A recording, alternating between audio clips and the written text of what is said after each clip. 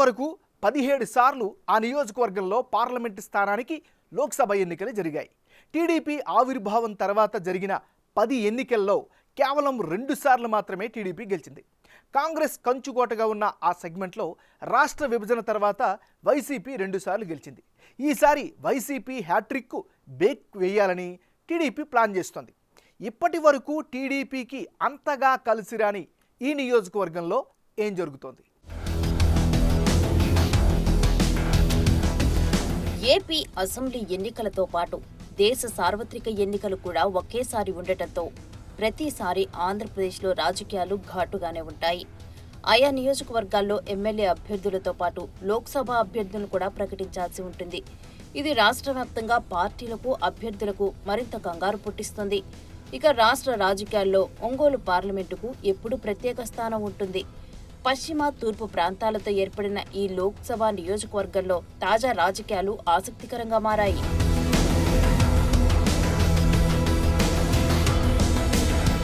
ముఖ్యంగా ప్రతిపక్ష టీడీపీ అభ్యర్థి విషయంలో ప్రకాశం జిల్లా టీడీపీ క్యాడర్లో సందిగ్ధత నెలకొంది. టీడీపీ అధిష్టానం నాన్ లోకల్ బీసీ క్యాండిడేట్లను రంగంలోకి దింపుతున్నట్లు సమాచారం ఉంది. అయితే బయట నుండి నేతల్ని దిగుమతి చేసుకోకుండా లోకల్ నేతలకే ప్రాధాన్యత ఇవ్వాలని స్థానిక నేతలు కోరుతున్నారు. ఈ తరుణంలో పార్టీ అధిష్టానానికి నేతలకు కార్యకర్తలకు మధ్య కోల్డ్ వార్ కొనసాగుతూనే ఉంది. 2014 సార్వత్రిక ఎన్నికల్లో టీడీపీలో చేరిన మాగుంట శ్రీనివాసులరెడ్డి సైకిల్ గుర్తుపై పోటీ చేసి ప్రత్యర్థి వైసీపీ అభ్యర్థి వైవి సుబ్బారెడ్డి చేతిలో ఓడిపోయారు. అయినప్పటికీ మాగుంటకు టీడీపీ ఎమ్మెల్సీగా అవకాశం ఇచ్చింది. గత ఎన్నికల సమయంలో మాగుంట టీడీపీకి గుడ్ బై చెప్పి వైసీపీలో చేరిపోయారు.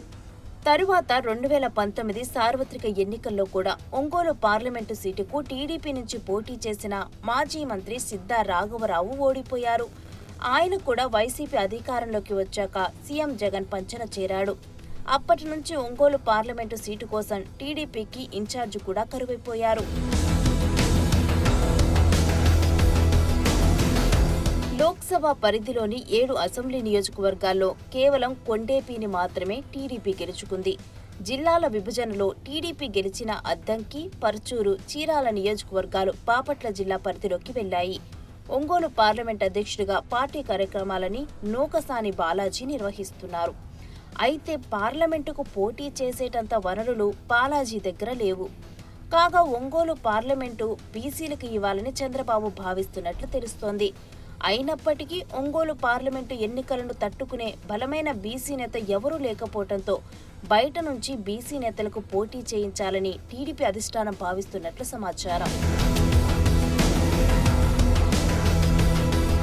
ఇక ఒంగోలు పార్లమెంటు పరిధిలో రెడ్డి సామాజిక ఓట్లు ఎక్కువ.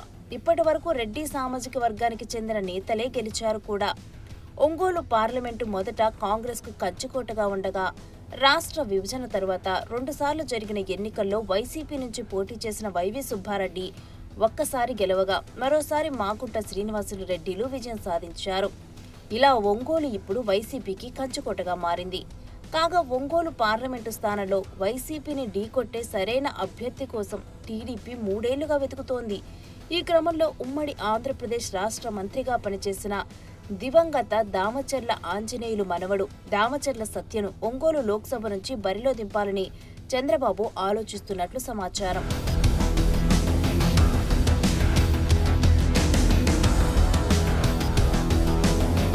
దామచర్ల సత్య ఆర్థికంగా బలమైన నాయకుడు కావడంతో పార్లమెంటు పరిధిలో 7 నియోజకవర్గాలకు ఆర్థికంగా సపోర్టుగా ఉంటాడని టీడీపీ మొదట అనుకున్నది.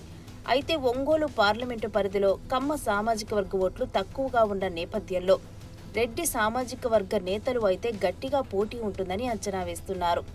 వైసీపీ బీసీలకు ప్రాధాన్యత ఇస్తున్న క్రమంలో ఒంగోలు పార్లమెంటు లోక్సభ స్థానం నుంచి బీసీలకు కేటాయించాలని అనుకుంటుంది.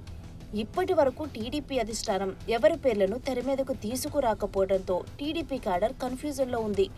తాజాగా వైసీపీలో ఉన్న జిల్లాకు చెందిన ఓ మాజీ మంత్రి గత కొంతకాలంగా వైసీపీ అధిష్టానం పట్ల అసంతృప్తిగా ఉన్నారు. ఈ ఎన్నికల్లో వైసీపీలో తమకు ప్రాధాన్యత ఇవ్వకపోతే టీడీపీలోకి జంప్ అయ్యే అవకాశం ఉన్నట్లు గుసగుసలు వినపడుతున్నాయి. ఆ మాజీ మంత్రి టీడీపీలో గనక చేరితే ఒంగోలు పార్లమెంటు రాజకీయాలు మారే అవకాశం ఉందని రాజకీయ వర్గాల అభిప్రాయం. అయితే ప్రస్తుతానికి ఒంగోలు టీడీపీ పార్లమెంట్ అభ్యర్థి విషయంలో టీడీపీ అధినేత చంద్రబాబు మరికొద్దిగా టైం తీసుకునే అవకాశం ఉన్నట్లు తెలుస్తోంది.